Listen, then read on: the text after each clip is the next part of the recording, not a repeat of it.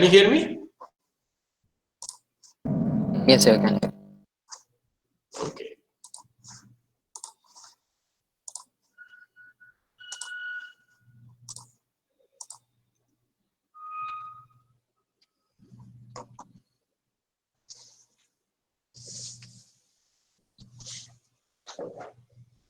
Okay, so today we'll be starting a new topic, that is decision tree.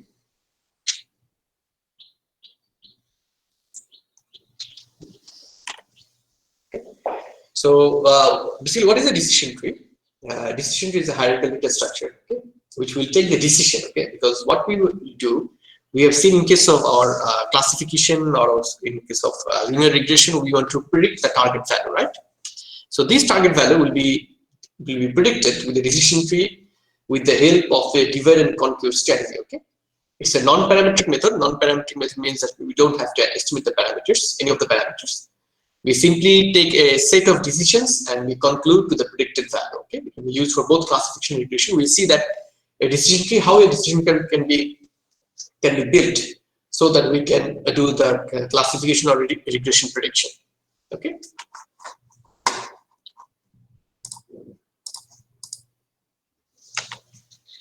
So we'll see that in a decision tree. So in case of graph theory, so I believe in your in this year or previous year you have graph theory in your syllabus, yes or no?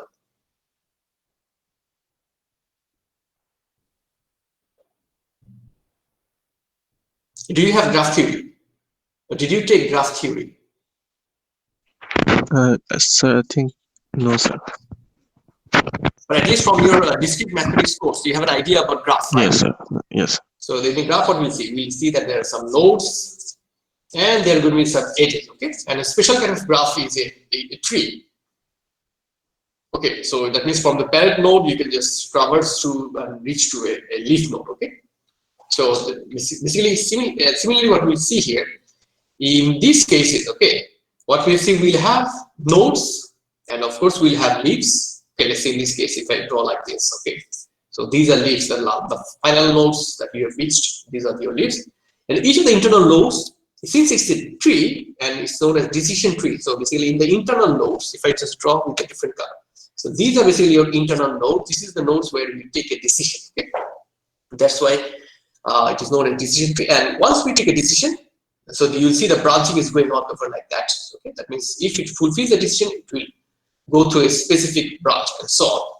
So the ultimate goal is to create a model that will predict the value of the target variable, okay, by simply learning some decision rules. As we have seen here, since we're going to do some tests, okay, this is very important. We're going to do some tests at each of these nodes, and from this test, as I mentioned, that we'll go through some of the branches, okay, and these branching actually, the advantage is that we can interpret the decision tree with a set of if and else, that if and then rules, okay. This is what we can do.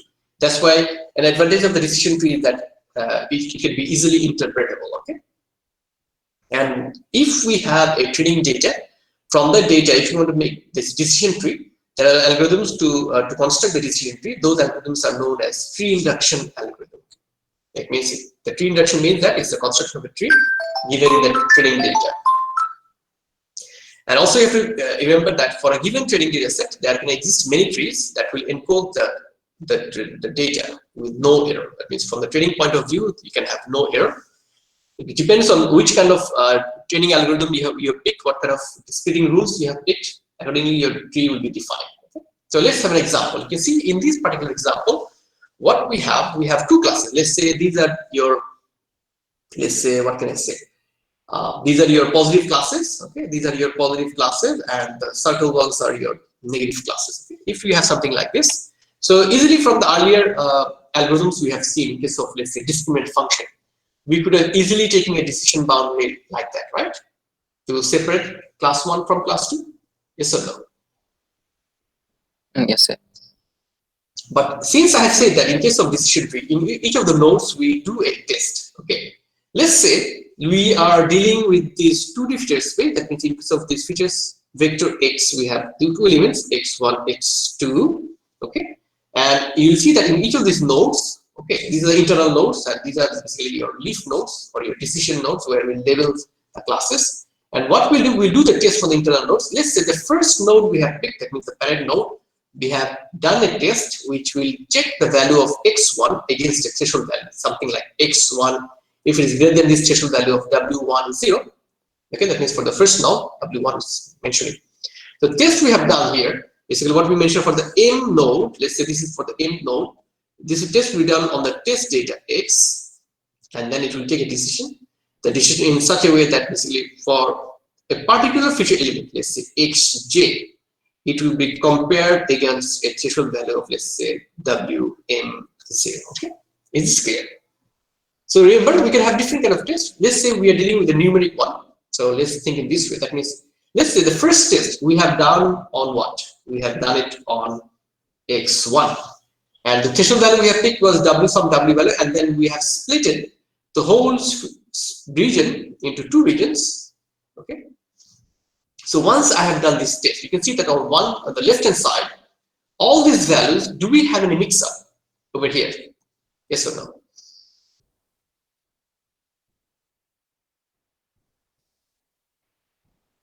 Do we have a misclassification, if I say like that? No, right? Are you with me? Correct, Khalid? Rule 67? Okay, Yes, so sir, you can hear me. okay. I asked you a question, nobody's answering. So do we have any mix up on the left hand side? No, sir. No. So that means basically if there is no mix up and all this sample belongs to which class? It belongs to class 1, right? Yes or no? Yes, sir. But the other way around, on the other hand, what we have, but we see that once we have reached all the samples that have fulfilled this condition, that means x1 value is greater than this threshold value, whoever is satisfied, all these have satisfied that. If we are satisfied, then we can see that there is a mix up between class 1 and class 2. Next, what did we do? Because we want to have good classification, or let's say for the time being, we want to have perfect classification over here. We have done another test on this node. We have done another test, that is, we have checked the threshold for feature element x2. And let's say we have picked this particular feature threshold value for this feature element, and then the decision boundary has ended up with something like that. Can you see it? Let me pick a dark color, that blue one. Now, after we have done this thing, you can see that whoever has fulfilled this particular condition, okay, that is greater than this threshold value, they belong to which class? They belong to class 2. And whichever is less than that threshold value, they belong to which class? They belong to class 1. Now, once we have done this split, do we have any mix up anymore? No, sir. No. Then basically we have ended doing our job, right? That means basically once we have done this, so whenever I give you a test sample, let's say for example, if I have a test sample here, this is X, then this sample X will belong to which class? Class 2. It was class 2. Because why? Because as similarly, once you start from the very beginning, from the parent node to the leaf node, okay, once you go over here, you'll see that first of all, it will fulfill this branch, it will go through this branch. Again, there's another node, it will do the test, it will fulfill this branch, and then it will be classified to which class? It will be classified to class 2. So that means basically whenever you're doing this test, okay, this test starts from the root and we do it repeatedly until a leaf node is reached, at which point the value of the class level, that is in this case the class levels are what? Class 1 and class 2. These are basically the class level of the particular leaf node. That means if I ask you, at the leaf node, do we do any test? No. Yes, sir. No, it's just the label that is assigned to it. Okay, there is no. But for the internal nodes, we'll always do the test. Now you can see from this particular example, the feature vector we have defined was something like x1, x2, it can be up to xn. Now, whenever I am doing a test, am I doing the test for all the feature elements, or I have picked a single one? Let's say at the m node, I'm doing this test. F is the test actually. So basically, which feature element have I picked? All of them or a single one of them? Single one. Single one. Right. And question is that which one will you pick? Now, since you have like n options, let's say x1, x2, xn. So let's say at this very first node, which one have they picked? They have picked x1. The second node they have picked x2. Now you could have asked me, why not I have started with x2, then I went x1. I could have done like that, yes or no?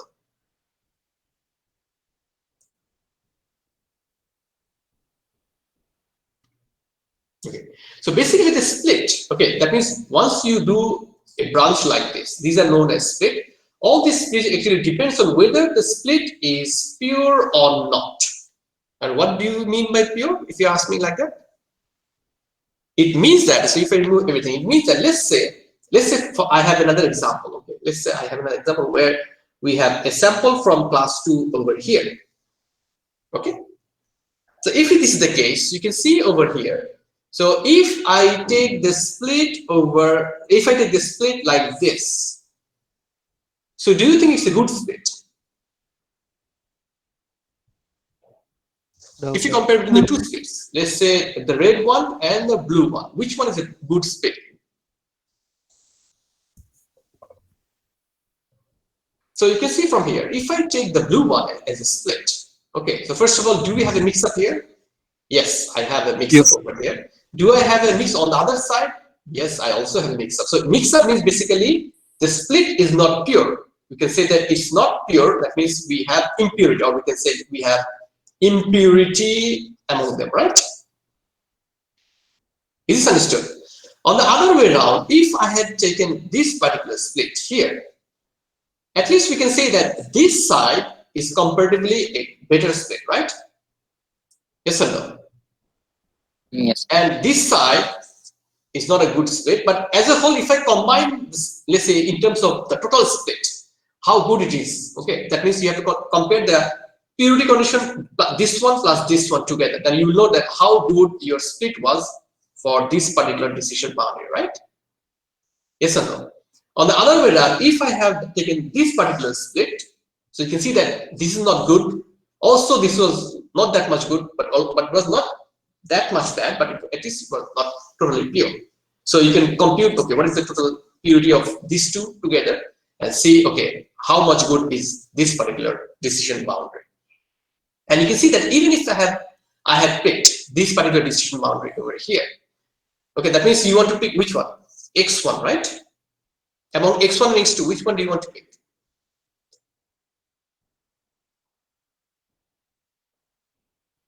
X1. X1, fine. But the thing is that, again, you can see that in case of x1, again, you have another threshold value which you have to check. This is the W0, if I write like this, W0. Because I can see that since it's a numeric value, if I consider like a numeric value, the threshold could have been picked over here, yes or no? Instead of this decision boundary. Then this side is pure, fine, but this side is not pure, right? Yes or no?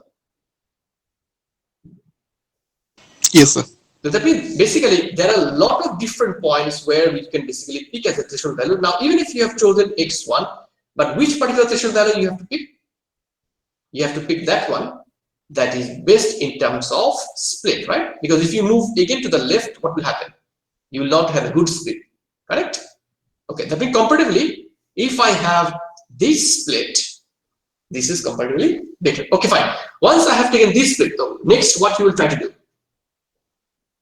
You see, okay, this part has been correctly, it has been labeled or correctly classified for all the samples, right? But on this side, we see that there is some mix-up, right? I mean, the impurity is high. If the impurity is high, what will I like to do? You will see, okay, whether I want to have another split. Okay, if I take another split, what can I do? I can take the split like this, right? Yes or no? Yes, sir. And then once I take the split, okay, this side is good enough because all of them belong to a single class. But how about this side? There is a mix-up, right? So in this case, do you think you will only end up with these two conditions, or you will have further divisions? What do you think? You have to have more further divisions, right? Because if you have more further divisions, the next what you will try to do, you may want to do a split like this. Maybe you want to do a split like that. Yes or no? And finally, you may want to do a split like this. Now, once we have reached the final split like this, do we have a mixer? Yes or no? No, right? So that means you will have this many tests in your decision tree. Is this clear? So if I just draw them, so basically this one was basically here you have, I mean, if you remove all these things. So here you had a test for the yellow test, the blue one test you had over here, and the green one test you had over here, and the red one test you had over here. Yes or no? Yes. Okay. That means with the red test you have this particular decision boundary. Then you move to the green test, you had this decision boundary. With the blue test you had this boundary, and with the yellow test you had this particular boundary, right?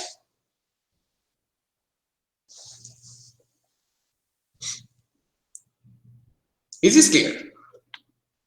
So another thing is that you can see over here, we'll also talk in the next slide. Okay, how about if your feature element, let's say x1, okay, let me draw like this. Let's say your particular feature element xj is not a numeric one, it's not a numeric element, rather it's a nominal attribute. You know about nominal attribute, right? Let's say it's defined as color. Let's say xj is defined as color, which can take either the red color, green color, and blue color. So in this case, how do we do the split? The split is basically the number of possible values it can take. That means red, green, and blue. Is this understood? Yes, sir. Okay.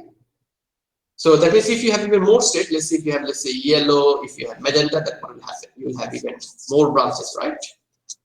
Let's say something like that. But in case of numeric data, okay, in case of numeric data, since we are comparing against a threshold value like over here, okay, so always you will have binary split, right?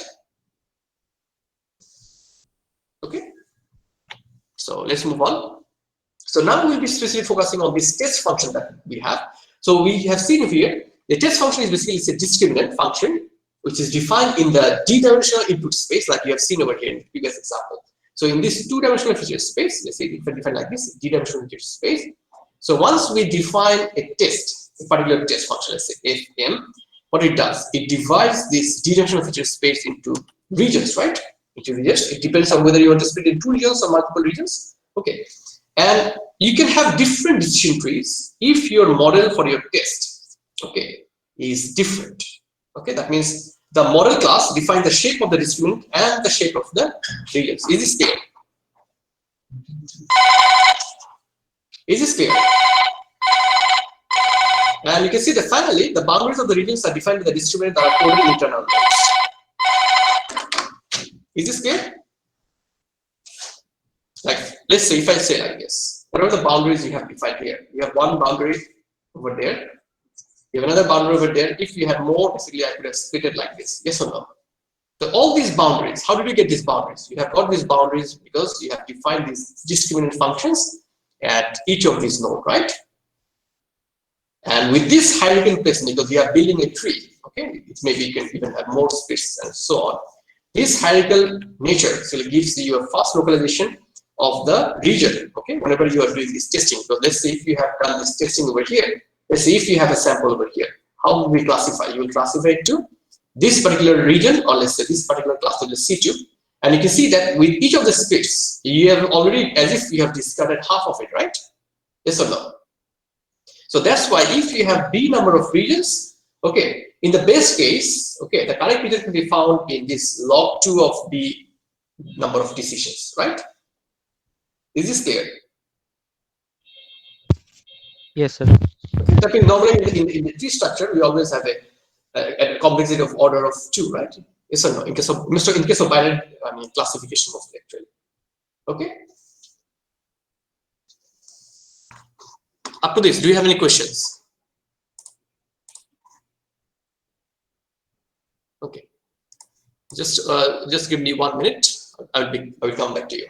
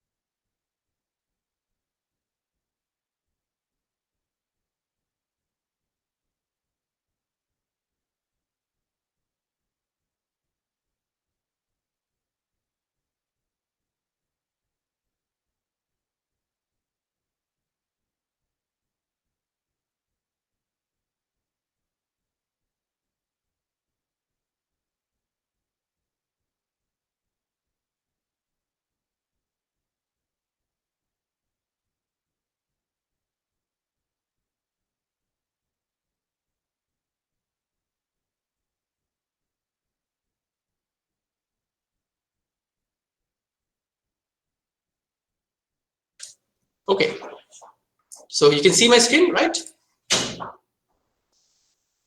Okay, now we'll be focusing on this particular type of tree that is called the univariate tree. It is called univariate tree because in each of the internal nodes, like let's say we have one particular, let's see if I define this particular node, let's say this is the node M. Okay, that means the test you're performing is f of m. Okay, f of m, then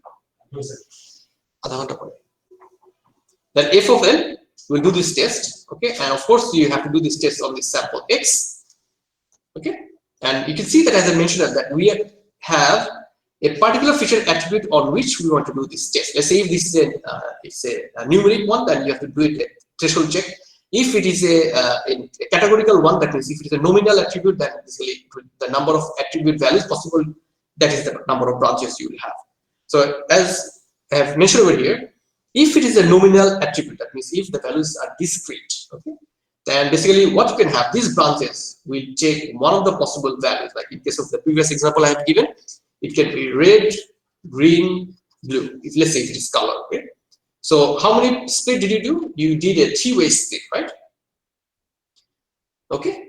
And if it is numeric, let's say if it is number, okay, then basically what we do a threshold check against, let's say, a particular threshold. And since we're doing a check against a threshold, always the value will split into 2. That's why it is known as a binary split. And is this understood? That means let's say the left branch and this is the right branch. So left branch means whichever has fulfilled this threshold value is a W of M0, if I write like that. Okay. And basically what we do, if you have some more and more nodes, the successive decision nodes on a path will move on from the root to the left. And this tree learning algorithm, because since we have to build this tree, and each of this tree, whenever we are constructing a tree, we have to choose which feature element or which attribute or feature you want to pick. So at this moment, what we do, we pick the one whichever gives the best one. Okay, that's why these tree learning algorithms are mostly discrete.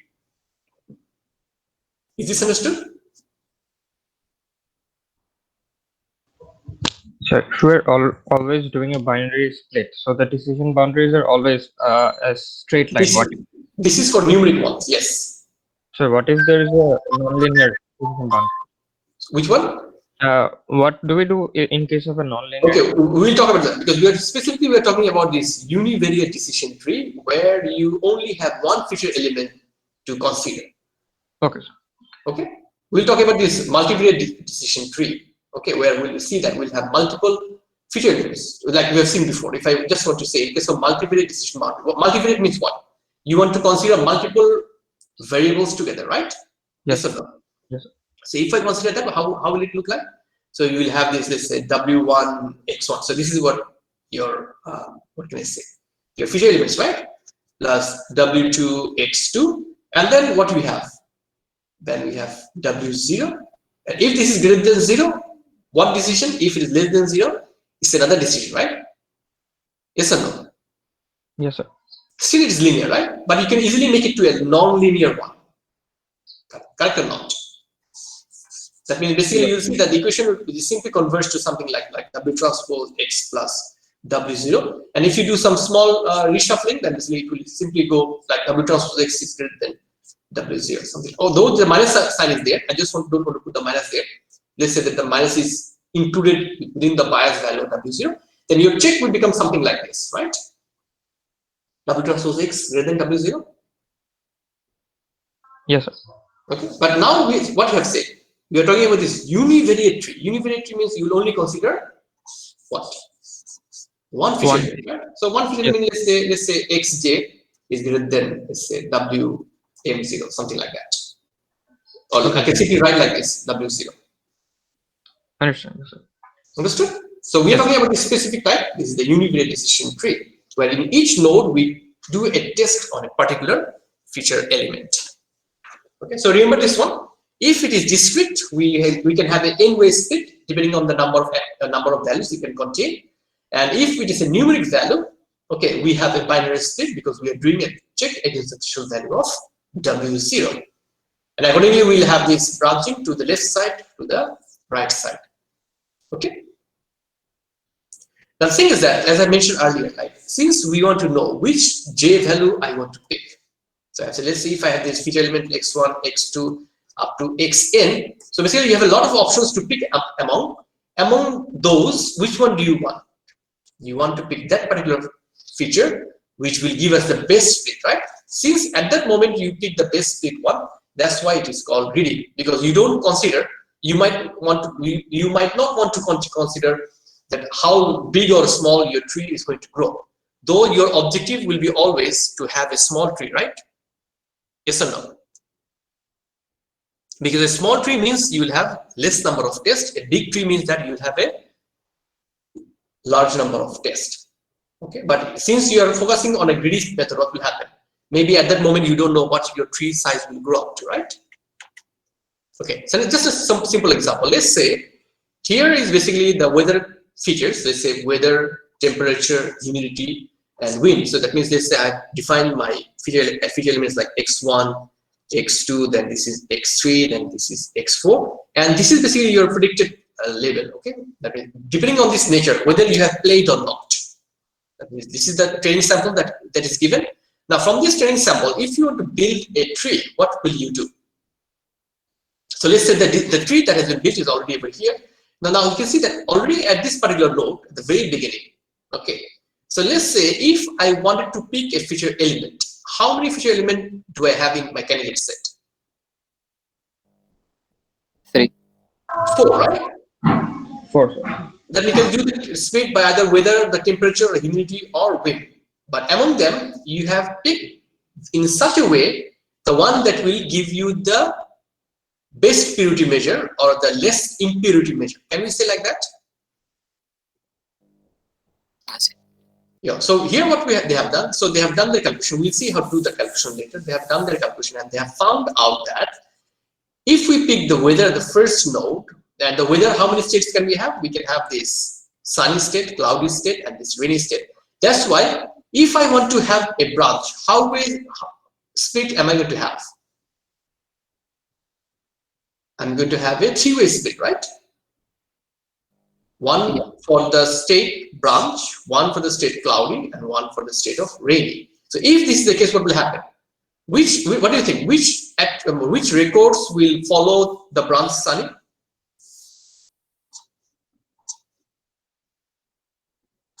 These three, right? Yes or no? Yes, sir. Okay. But now if you look at the decision, so for sunny, you have played no, you have played yes, and you have played no. So that means still there is some impurity among them, right? That means what? That you have to do some further splitting. So that we'll talk about later. Now, next, if I move to this cloudy branch, for this cloudy branch, if I have a look, so where is cloudy? Here, there, and there. So these three are cloudy. So those three records will follow which branch? Will follow this branch. And if you look at this, the place state, it is yes, yes, sorry, not this one. Yes, yes, and then yes. So all of them are yes. So do we have any impurity among them? No, sir. No. And all of them, they belong to which class label? Yes. That means we have got one of the leaf node, right? Yes or no? So yes. I can say, okay, this is one of your leaf node. If I draw with this circle, let's see the leaf node. Okay. And the ones which have followed this rainy branch. So which one have followed rainy? This one, that one, and that one. And the states we can see that no, no. Then we have yes, and then no. Okay. That means still we have some impurity among them, right? Yes or no? So that means basically what you have to do, you have to follow, let's say if we start with the sunny branch, then in this sunny branch, once we have reached to this particular node, how many attributes have reached to this node, sunny? 3 has reached, right? Yes or no? Yes or no?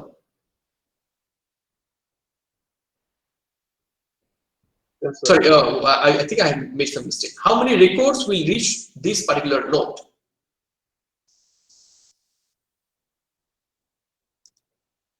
3, right? You can see over here. 1, 2, 3. Yes or no? Yes, sir. And how many records have reached this branch rainy? 4, right? Yes, sir. Yes, sir.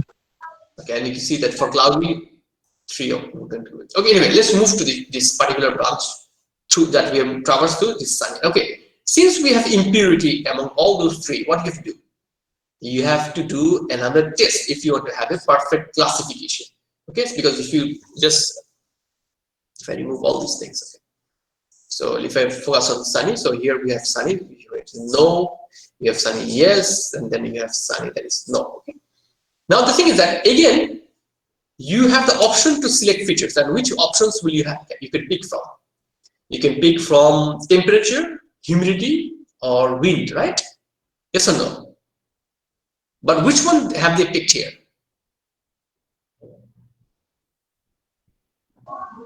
Humidity.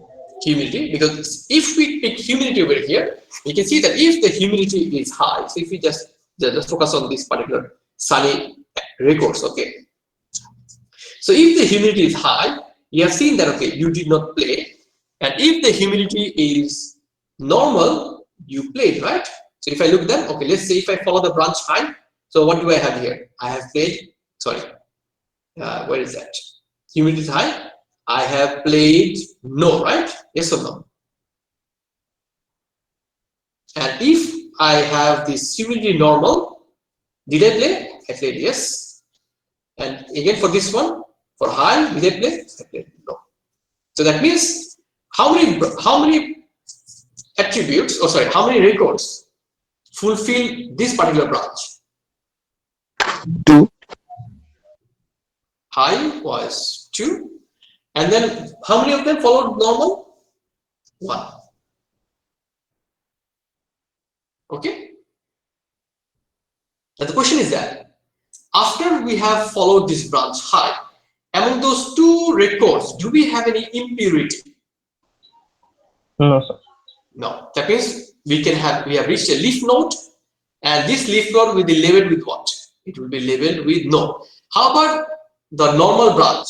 Okay, there is only 1, so we don't have any impurity actually, so only single one. And then we have reached another leaf node, and we label that node with what? With yes. Understood? And the same thing we can do it for the other branch once we follow this rainy branch. So again, at this particular node, how many elements can we choose from? We can choose either temperature, humidity, and wind. But which feature element have we picked for splitting? The one that has given us the best purity measure, right? Yes or no? Yes, sir. Okay. So again, since we don't have any impurity, okay, we will label them with the associated class label, and we have reached our leaf node over here. So can you see an interesting thing over here that somehow in this decision tree we did not need the feature element temperature? Have you seen that one?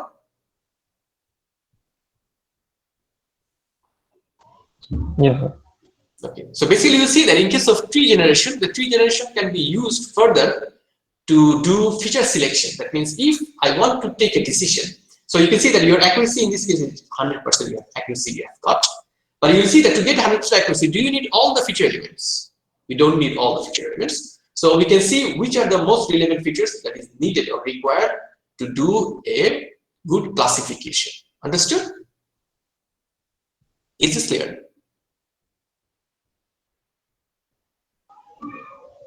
Yes, sir. Okay. So how about if somehow, if I like this, if somehow my humidity, this was instead if it was categorical, yeah, attribute actually. Let's say if it was numeric. So as I've said that if it is numeric, even let's say if I take the wind as numeric, so what will I have to do? I have to check against a threshold value, right? Correct? So this is what let's say for the time being. So this is the second example that I'm given. This is example 2. This is the previous example where we have seen all of them was categorical data. So if it was numeric, what will happen over here?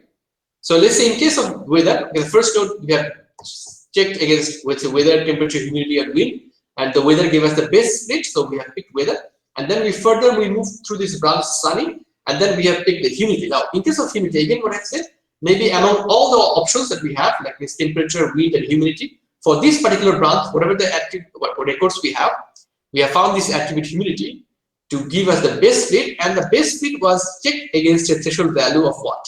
Threshold value of 75%. Let's say the humidity was given in terms of percent, okay? And wind is given in terms of that, doesn't matter. Okay. Now you can see here, this threshold value we could have done a split with 20, or maybe we have done 30, or maybe we could have picked 40, and so on. But which threshold value have we chosen? We have chosen that particular threshold value for which it gives us the best split in terms of purity or impurity measure. Is this clear? Yes or no? Yes, sir. And the same thing can happen for the other branch over here. Okay, or once we go over there, it might happen that it may even happen that even for this rainy branch, you could have picked, let's say, maybe in a different. Let's say maybe you have taken this particular feature of, let's say, temperature, okay? And you have checked the temperature against the threshold value of, let's say, something like 20 or so on. So during this tree building or tree construction, we'll see how to use them, how to use these techniques to build a tree. But did you get the overall idea that how this splitting is being carried on? Yes, sir. Okay. Now the next important thing that we'll be talking about is basically the impurity test. Because we have said, let's say if you start with this decision tree, okay, let's start with the decision tree. And in this decision tree, it's also known as the classification tree, because we are going to do the classes as the predicted outcome. Okay, you will see that there can be another kind of decision tree which is known as the regression tree. Anyway, how good your split is going to be quantified by a measure that will be known as the impurity measure, and we'll see how to use it for in case of let's say entropy. Okay, but before going to that, if I give you a simple example, let's say you have done some test and you have reached to this particular branch. Okay, let's say you have reached through this branch to this particular node. Let's say this is the node M, and let's say you have 3 positive samples. Also, you have 3 negative samples. Okay, so do you have a good split or it's a bad split? What do you think? What do you think?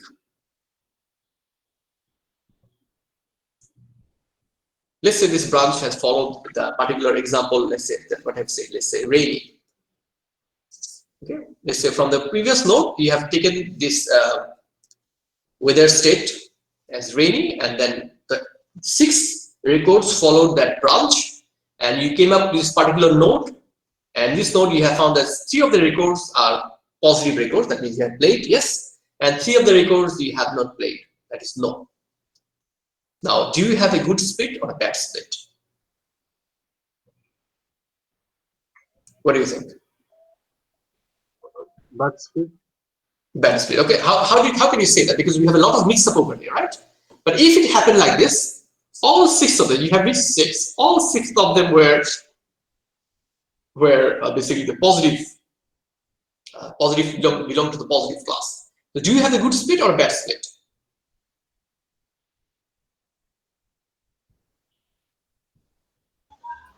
Good. Okay. Now let's say how we can define a function which will give us the measure of impurity. Okay, let's consider from the point of impurity. Okay, so good split means that means you have a very less impurity, and bad split means you have a very high impurity. Okay, now if I totally consider from the point of probability values. Okay, so let's say among these 6 records, how many of them fell into the positive class? 6. 6 of them. Then the probability is going to be what? Is going to be 1, right? It's a probability of positive. And what's the probability of negative? Is 0, right? Yes or no? Yes, sir. Okay, fine. So let's say I just only write P, as that means this P means the probability of the positive class. So in case of positive class, if I write 1 minus P, don't I get automatically I get the probability of the negative class? Yes or no?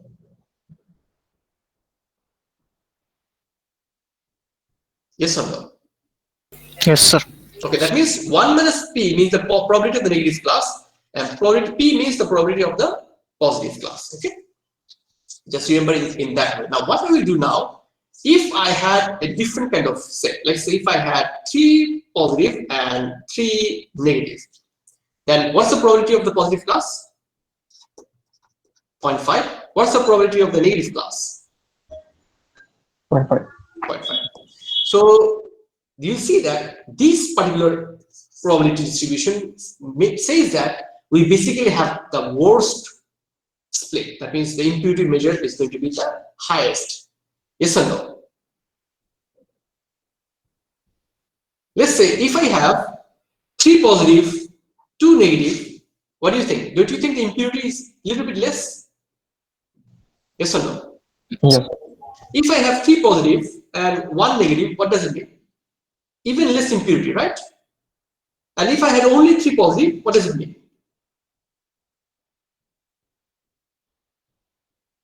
It means the set has become pure, right?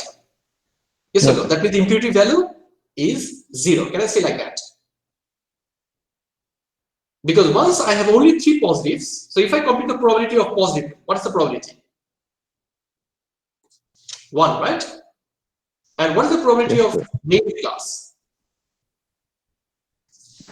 0. On a similar way, if I seen on the opposite way, that means if I look at the impurity of this particular distribution, what is the highest impurity? If I have 1 less, impurity will be reduced. If I have the positive 1 less, impurity will reduce. If I have even 1 less, impurity will even reduce. That means the purity will be 100%, impurity will be 0. So what is the probability of the positive class? 0. What is the probability of the negative class? It is 1. Yes or no? Yes, sir.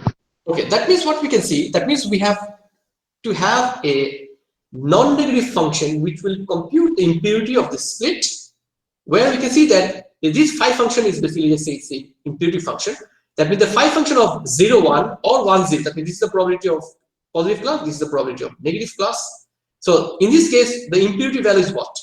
0. Impurity 0 means the purity is full, right? Yes or no? And which distribution, probability distribution, has the worst impurity? Which one? This one, right? Yes or no? Yes, sir. That means if they are equally probable, it means that this is when you have the worst impurity. That means if the probability is half and half, that is the most, I mean, the worst case of your impurity measure. And you can see that this value has to be greater than any other combinations of the positive and negative probabilities. Is this clear? Yes or no? Yes, sir. Okay. So that means now we have found that okay, we have to have impurity measure which will give us a high impurity value whenever the value is the probability value of the positive and negative class is half and half, and the impurity will be 0 whenever basically you have a pure class, right? You have a pure class.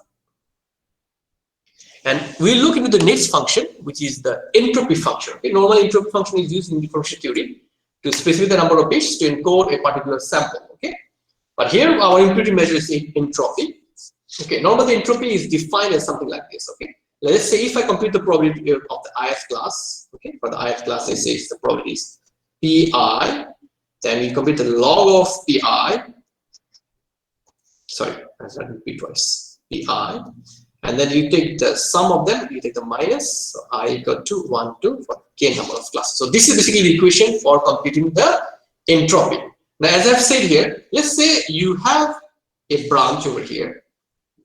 Okay, you have branch over here. Now, in this branch, as I've said, let's say if I have 3 positive samples and then 3 negative samples, then how many samples in total do I have in this particular node M?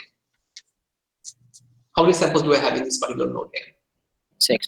6. So that means here I said that the number of samples for this node M is 6. Now, if I say for the positive classes, if I write the positive class as 1, for the positive class at this particular node, how many samples do I have in the positive class?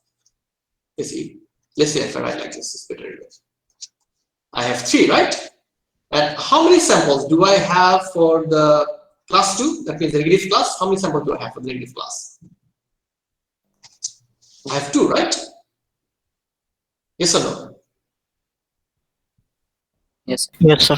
So if I say, what's the probability of the positive class? It's going to be 3 by 5. The probability of the negative class is going to be what? 2 by 5. Yes or no? Right? Yes. Yes. So again, I say that the probability of the negative class I can simply write as 1 minus p. Yes or no? If I just simply omit the notation since I'm doing binary classification. Yes or no? So don't you have the same thing over here? The probability, the entropy of the positive class plus the entropy of the negative class? Yes or no? Or as a whole, the entropy of this particular node. Can I say like that? Is it clear? And if I had more and more classes, therefore if I had 3 classes, how Sir, can can I? you please come again? Okay, the thing is that you have this equation, right? Yes or no? Yes, sir. Okay, so in case of binary, purely for binary classification, you can simply write as like this. So P means the probability of the positive class, and 1 minus P means what? The probability of the negative class? Yes or no? Yes, sir. So this is exactly what we have here. Okay. And if you have multiple classes, then what can we do? We just simply do it individually for each of the classes, right? From 1 to k. That means whatever I have written here. Okay. Understood? Yes, sir. Now let's purely look from the point of binary classification. As I've said that whenever you will have a probability of the positive class is 0.5, that is half, and the probability of the negative class that's going to be 0.5. That means you have seen the phi function of half and half, that is 0.5, 0.5. That is when you want to have the highest impurity, right? Yes or no? Right? Yes or no? Yes, sir. So you can see that whenever here is only listing the probability of positive class, accordingly you get the probability of negative class. So at this point, this is when the probability of positive and negative class is 0.5, but that is when you see the impurity is the highest. Understood? Yeah. Yes. Someone was asking a question?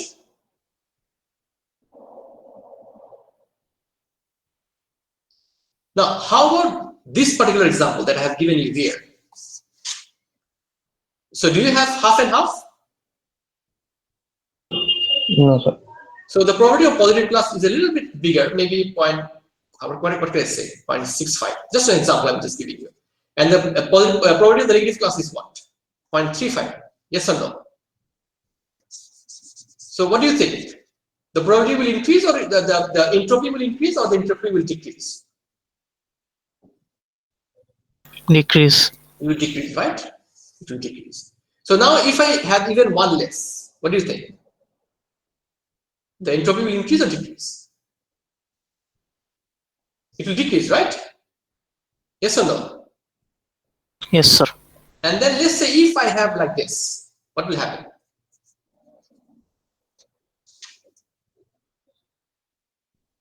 So what's the entropy value?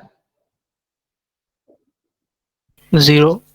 The entropy value is going to be 0. So if the entropy value is 0, the entropy is a measure of what?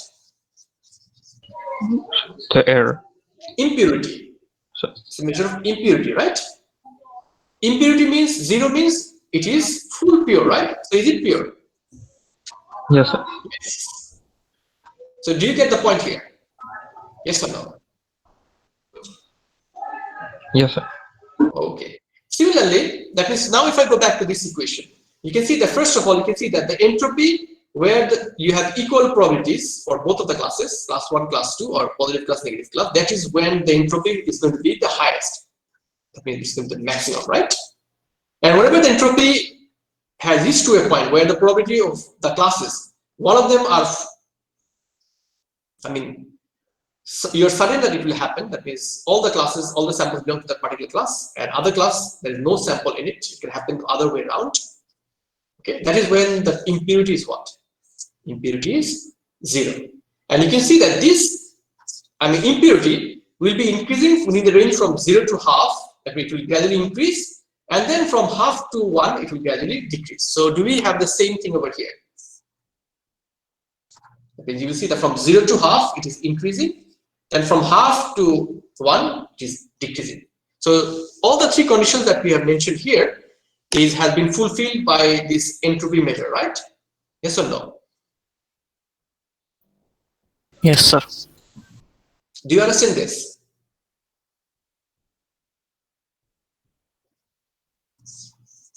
That means if both of the class is equally probable, that is when you have your impurity is the highest value. Understood? So is there any difference between this entropy function and the logistic regression function that we saw? Which one? The log loss function. Okay. I mean, normally you have seen that it is also known as the cross entropy, right? Yes. The log loss function is also known as the cross entropy. Basically, it's the same equation over here. Yes or no? Yes. Okay. Right? Yes. Okay. Because you can see that if you are doing mixed classification, okay, so if all of the samples belongs to a single class, you will see that in case of the error function, you have defined as the log loss, right? Yes or no? Yes, sir.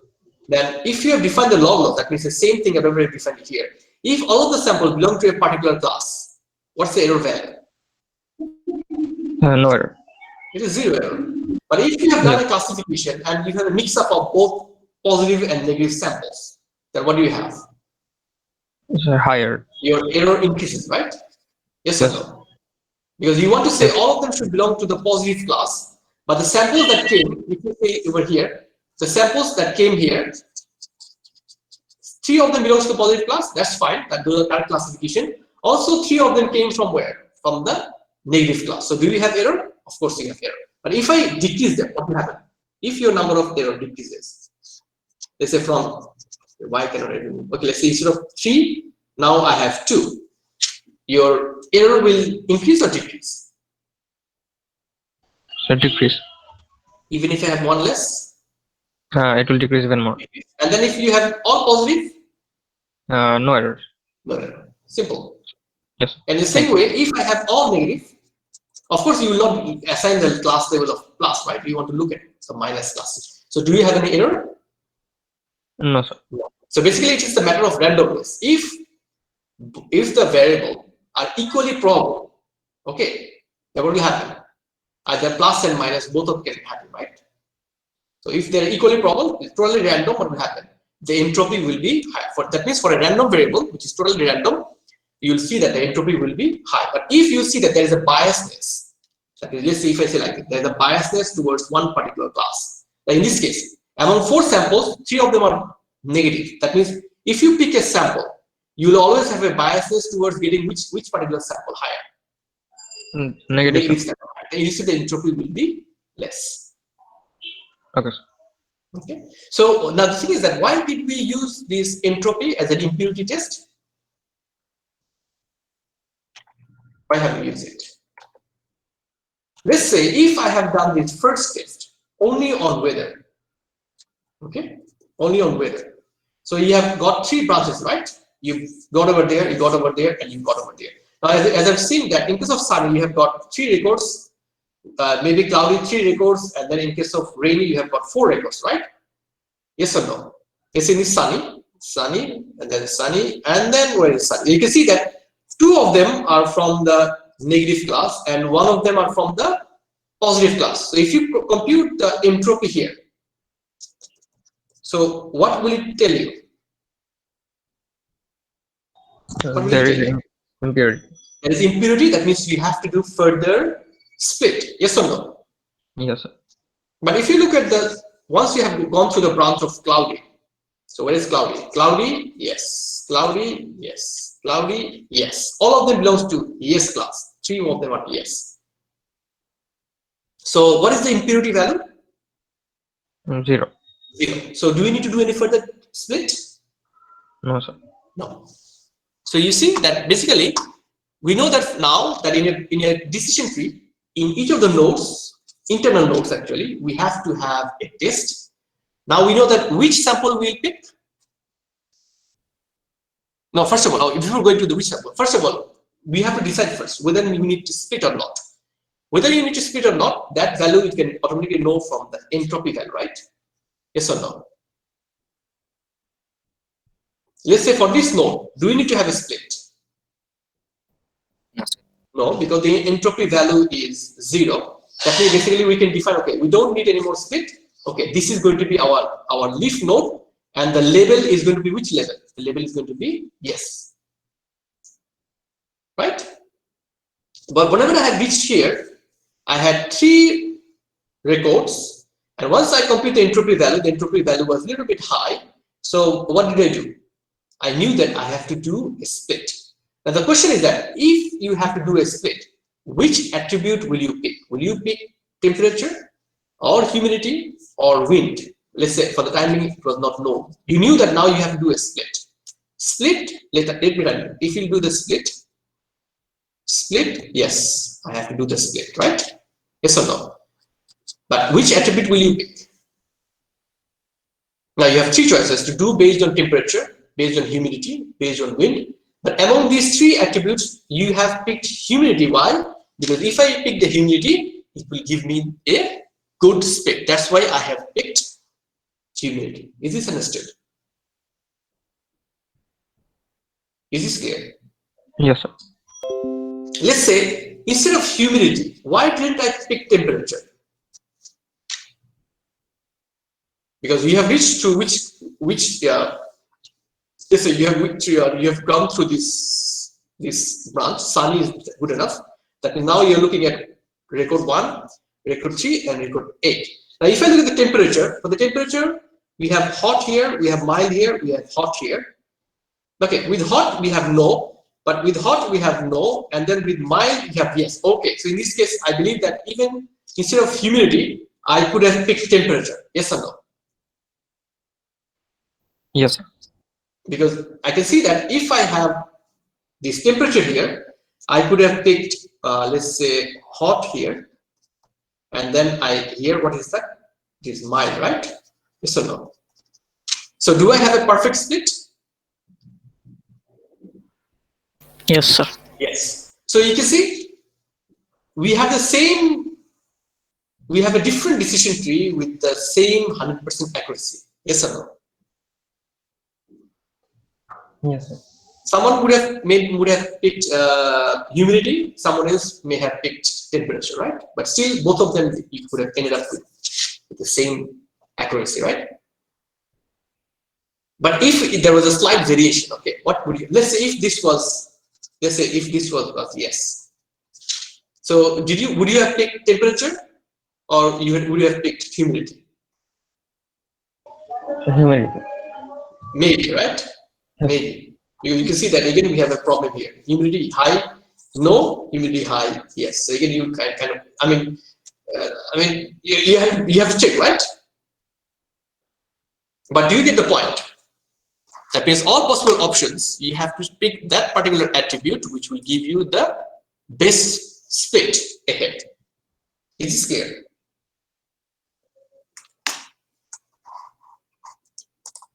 Up to this, do you have any questions? Yes or no? Okay.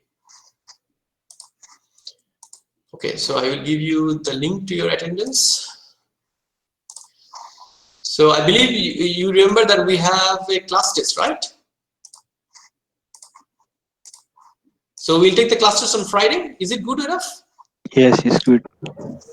And the syllabus is going to be all topics on neural network. Okay, that we have taught, that we have learned after the midterm. Okay, that means we will include this back propagation. That means the forward pass, the backward pass, the derivation. Then we have this some deep neural architecture, like we have learned about this the ResNet, and then VG16, and then inception net. All those things will be included in your syllabus. I'm not including this naive Bayesian classifier. Okay.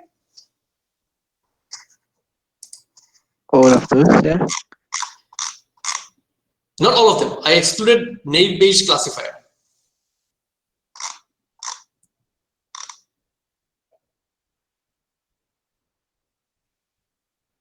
large syllabus, sir, because we have 2 quizzes also in this week. No, it's a small syllabus, only neural network. Even half of the neural network, because you have given some portion of the neural network, you have given the class test, or you have given the exam on midterm, right?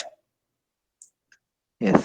So that means only half of the remaining neural network has been taught after the mid. Okay. Okay. Okay. So that will do. If you don't have any questions, so we can conclude here. So the quiz, it will be the term of class. Yes. Yes.